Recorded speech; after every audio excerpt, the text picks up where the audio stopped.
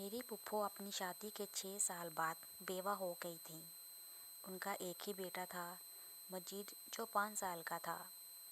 जेठ जिठानी ने उन्हें अपने पास रखने से इनकार कर दिया था, तो मेरे अब्बू उन्हें अपने घर ले आए।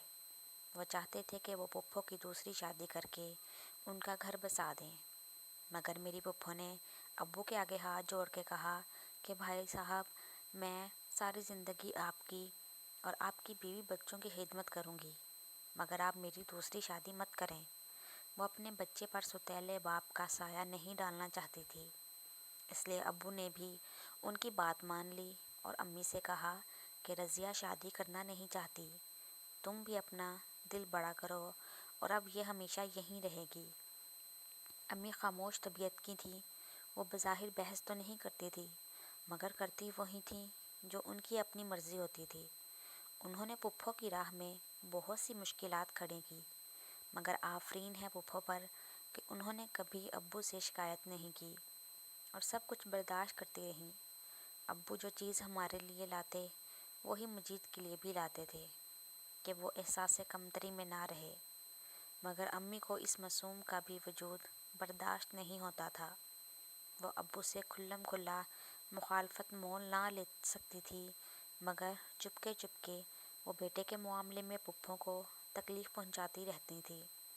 अम्मी ने अब्बू को मशवरा दिया कि फूफो को अनेक्सी में शिफ्ट कर दो, लड़का बड़ा हो रहा है, मेरी भी बेटियां हैं, बाद में कोई मसला हुआ तो ननद भावच में बदमज़गी हो जाएगी।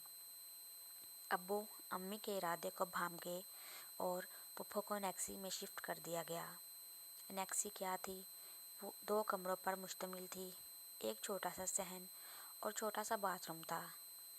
अब वो दोनों अम्मी की आंखों से ओझल हो गए थे, तो अम्मी को कुछ सुकून हुआ। अब्बू के पास पैसे की कमी नहीं थी।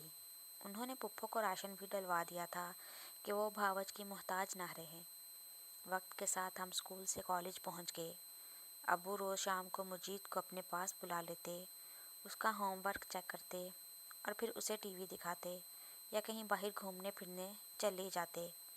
मेरे भाई रहील की मजीद से बहुत बनती थी।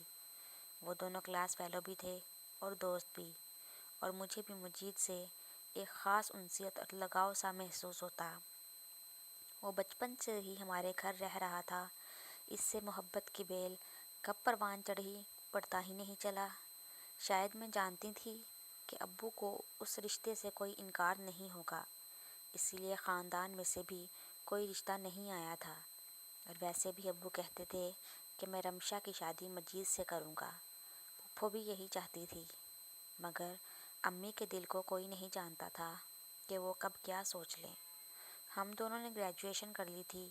फूफो ने सोचा कि अब वो हमारे रिश्ते की बात आगे बढ़ाएं, और उन्होंने इस सिलसिले में अम्मी से पहले बात करने का सोचा कि भावच अपनी अहमियत समझेगी, मगर उन्होंने जैसे ही बात की, अम्मी ने आड़े हाथों लिया।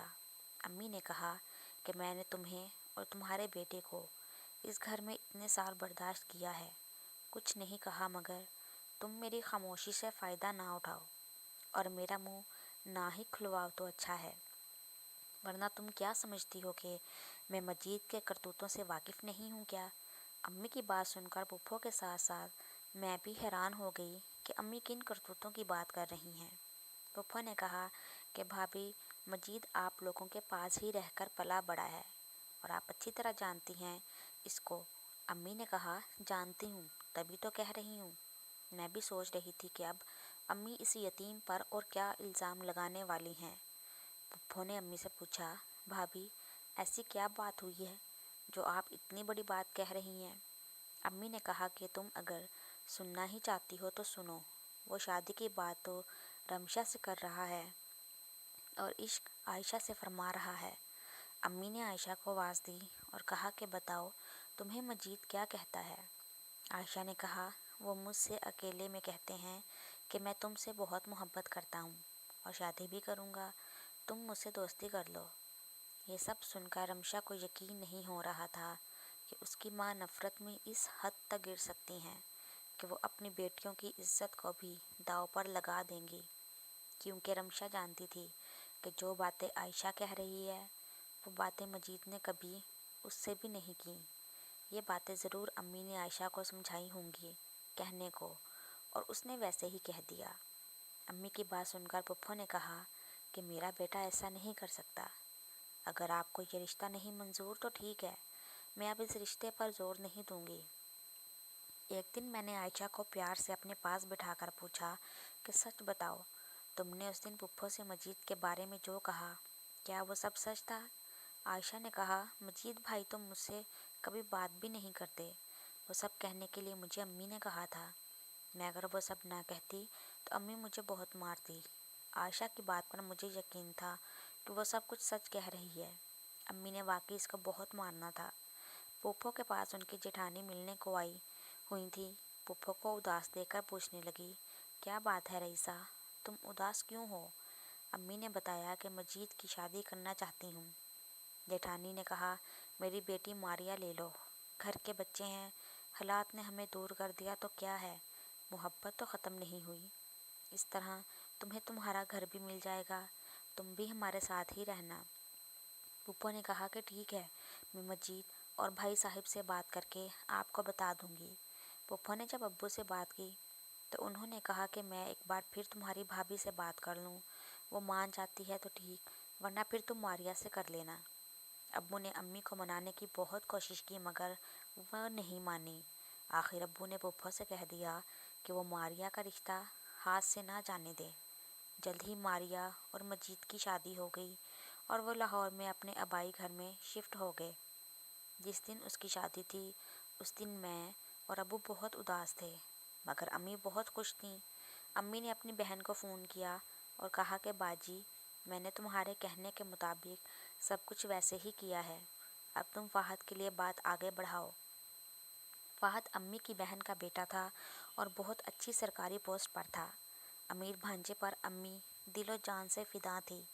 जब खाला और फ़ाहद घर आए तो फ़ाहद ने खाला से कहा कि मुझे आयशा पसंद है, क्योंकि वो गोरी और मैं सांवली थी और उसे गोरी लड़की चाहिए थी। जाहिर है पैसे वाले थे तो नखरा करना हक भी था, मगर अम्मी ने कहा कि आयशा तो अभी बहुत छोटी है, उससे पहले 3 बहनें हैं बड़ी, पहले उनकी होगी तो फिर ही इसकी बारी आएगी। मगर वो नहीं माना और इस तरह अम्मी के हाथ से ये रिश्ता भी निकल गया। वक्त के साथ साथ सब कुछ बदल जाता है। मेरी तीनों छोटी बहनों की शादियां हो चुकी थी और मेरे लिए अब बड़ी उम्र के ही रिश्ते आते थे, जिनकी बीवियां या तो मर चुकी होती थी या उन्होंने दूसरी शादी करनी होती थी। आखिर एक रिश्ता आया जिसका एक बेटा भी था। माँ का इंतकाल हो चुका था। मैंने उस रिश्ते को हाँ कर दी, क्योंकि एक यतीम जिसकी माँ या बाप ना हो उसकी ज़िंदगी क्या होती है मैं अच्छी तरह जानती थी। अब पुप्पो तो बहुत खुश थी, मगर अम्मी उदास रहती थी। दोस्तों, अगर आपको ये वीडियो अच्छी लगी है तो लाइक और शेयर कर दें और चैनल को सब्सक्राइब कर दें।